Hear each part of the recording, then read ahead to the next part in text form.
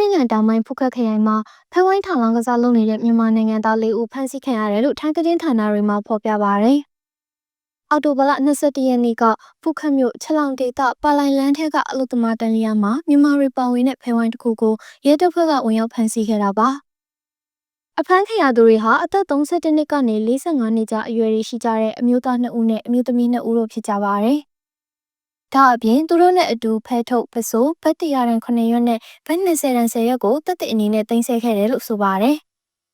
ဖူးခက်ခရိုင်မှာတရားမဝင်လုပ်ငန်းတွေဖြစ်တဲ့လောင်ကစားမူရစ်စေဝါနဲ့လူကုန်ကူးမှုလုပ်ငန်းတွေကိုရက်120စီမံကိန်းနဲ့ဖမ်းဆီးဆောင်ရွက်နေချိန်မြန်မာနိုင်ငံသားတွေအဖမ်းခံရတာဖြစ်ပါတယ်။ခွင့်ပြုချက်မရှိဘဲဖဲဝိုင်းထောင်လောင်ကစားပြုလုပ်မှုအဆောက်အအုံအတွင်းလောင်ကစားပြုလုပ်မှုနဲ့လက်ရှိမှာမြန်မာ၄ဦးကိုအမှုဖွင့်အရေးယူထားပြီးချက်လောင်ရဲစခန်းကိုပို့ဆောင်ထားတယ်လို့ဆိုပါတယ်။